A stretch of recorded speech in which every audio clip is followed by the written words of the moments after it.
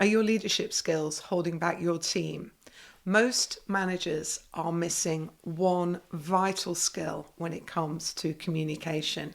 And yet, get it right, you will set your team up for success. You will create an empowering, open environment that people love working in, and it'll absolutely help set you apart from other managers and leaders.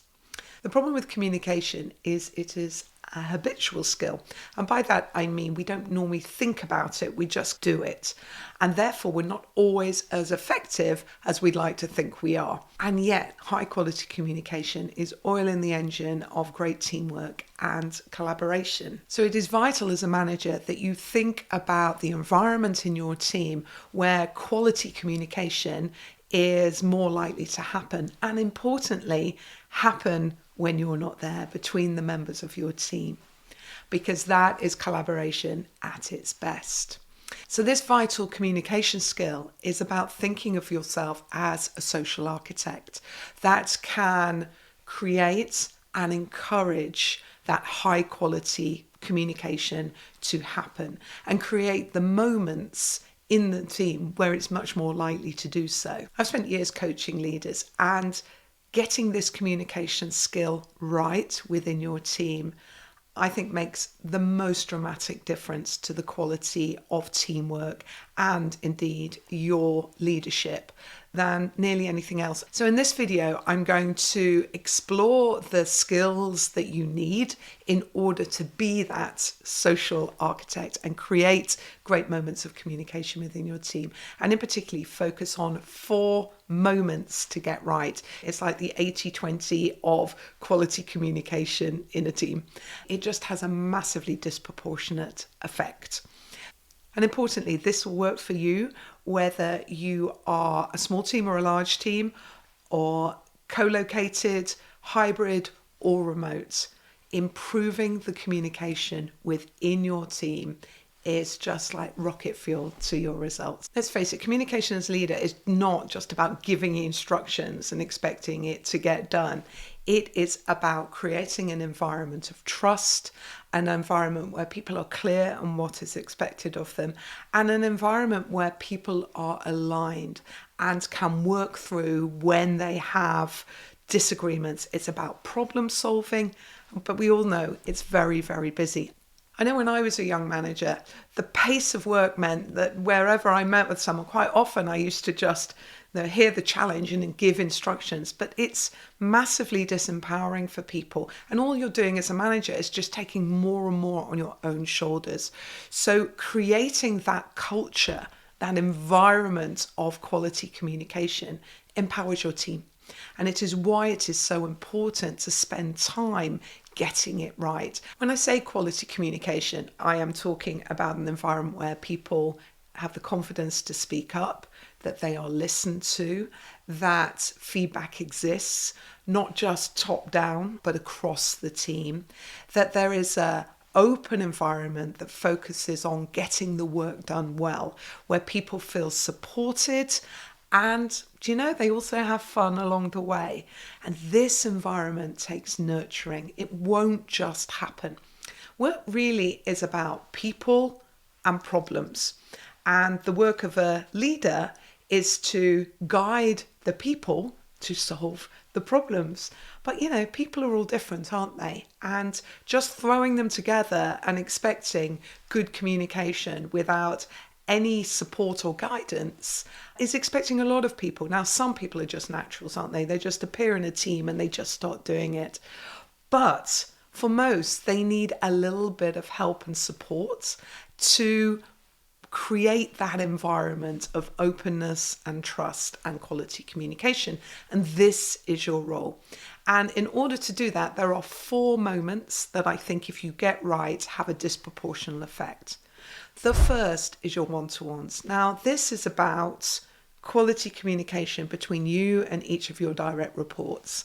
And that is about the routine of one-to-ones. You have to remember that it's their one-to-one with you, not your one-to-one with them. You have to make sure that their needs are addressed. And your role in that meeting is to support accountability, to be a guide, an unblocker, and a coach. So you have to have an environment where feedback flows between you and your team members, that each person feels comfortable talking about something that may be worrying them, that they're not going to feel judged, that they're going to feel supported. This environment is highly dependent on your communication skills, but also the routine of a one-to-one, so that your direct reports know what is expected of them and what a good one-to-one is, and that they come prepared to own that agenda and speak with you about whatever is important to them at that time, so that you can support them. And definitely, this is the biggest thing I see wrong with one-to-ones, is that managers slide into it being their one-to-one and their needs get addressed. And because you have the power, your direct report will go along with it. So really thinking through and making your one-to-ones work and be the best, and creating that open communication and environment of trust one-on-one is a big step forward in creating that quality communication within your team. The second moment to get right is your team meetings. So team meetings are about problem solving, collaboration. You want to be thinking, if I bring everybody in to spend time together, it should be a catalyst for moving work forward faster. So again, problem solving, unblocking and collaborating together.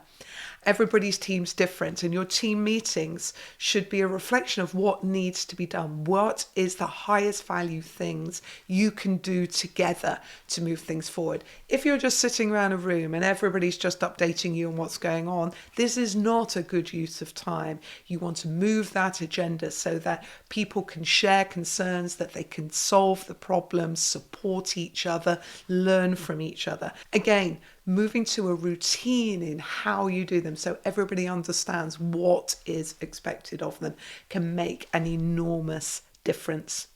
The third moment to get right is all that communication when you're not together. This is what is often known as asynchronous communication. Email, Slack, Microsoft Teams, WhatsApp, all that communication that just flows between people. And because particularly in the industry of knowledge, which is where most of my clients are, this is a lot of information, a lot of communication, mainly moving through email. Everybody's got an inbox so full. Email is not necessarily the best way to communicate as a team. What you want to be aiming for in your communication when you're not together is creating an environment of transparency and creating ways of collaboratively communicating, particularly for projects and for workflow. The role of the manager is helping their team moving from an ad hoc, individualistic way of communicating into a way in which this is the most efficient and effective way for us to work together here. And that journey normally is enabled by either Microsoft Teams or Slack. So bringing transparent project or topic related communication together so that everybody in the team knows what's going on.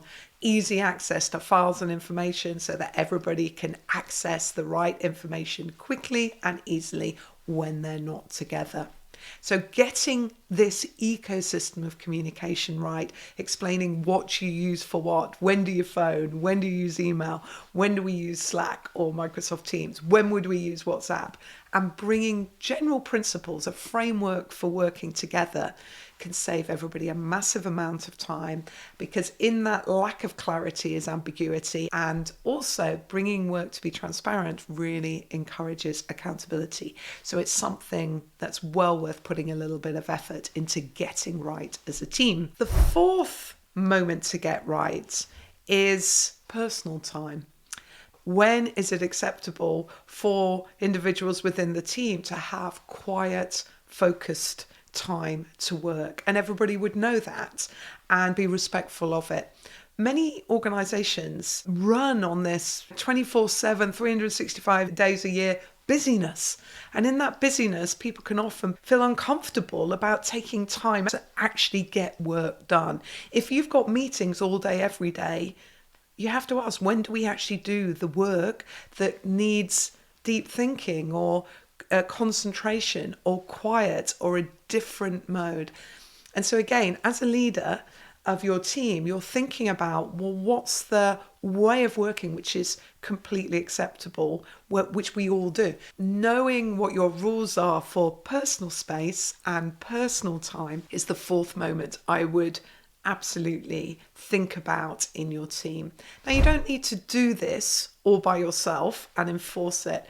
The best way to bring this alive in your team is to start a conversation with it in your team, because A, your team will have views on it, and B, they'll probably know many more of the answers than you do, things that will work for them. It is a great initiative to focus on a quarter of saying, let's really improve how we communicate so that we save each other time and improve the quality of that communication. So how would you start that conversation? So here's a really simple approach. First off, you need a bit of time for reflection for yourself. You need to be thinking about, does any of this resonate with you? Can people openly challenge within your team?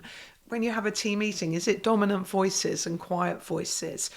How much time do you really put into preparing to make those team meetings high quality moments of collaboration? Think through, from your own perspective, what's working well and what would you like to improve? Because I think that really helps when you're getting ready for step 2, which is feedback. The second thing to do is involve your team. And I would set it up by talking about these 4 moments: one-on-ones, team meetings, all the communication that happens when you're not together, the email, the Teams, the Slack, etc. And also personal time, personal work. And then just ask them 3 questions. 1, for each of these, what's the strengths of that? What do they like? What's going really well? So this is the first question set. What are the strengths? The second thing to ask, what do they see as the issues? What's not working so well? At this point, you have to be very open and encourage whatever they say, even if it's feedback for you. It doesn't matter. What we're working on here is a mindset of making it better. So be open to whatever comes. And the third question normally helps you be very open to what comes, which is, what could we do to make it better? Now, ask those 3 questions. You could ask them in the one-to-ones, you could ask them in a team meeting, you could send it out as a small survey, but find a way to engage in a conversation and then bring it back to your team and share what you found out on the feedback and share your vision for what you would like to happen, that this improved teamwork, better quality conversations, and bring that to life for your team. And then have an action planning session on things they could do. But start the conversation and you'll be amazed how quickly it can gain a momentum of simple things that make a massive difference to how you work and communicate together. Implement that plan and then nurture it. Your role as the change goes through is to nurture that plan, role model whatever is agreed, and then nurture everybody else, because it can take a little bit of time to swap from one way of working to another way of working. So what a leader can do well is nurture it. But I promise you, put in the efforts, you will automatically improve the quality of communication going on within your team. The result of that is you'll solve problems faster, you'll collaborate better, the team will come to be comfortable giving feedback to each other, everybody will get better. They will learn more from each other, and you will find yourself leading a high-performing team. One of the things I mentioned here in getting right is your one-to-ones. If this is something you think you may need to focus a bit more on, I'm sharing a playlist here, which is all about one-to-ones, how to do them, questions to help, and even tools that will help you do the administration of it. If you have any questions on this, please put them in the comments below. I'm around to answer them. In the meantime, thank you very much for watching, and I'll see you next time. Take care.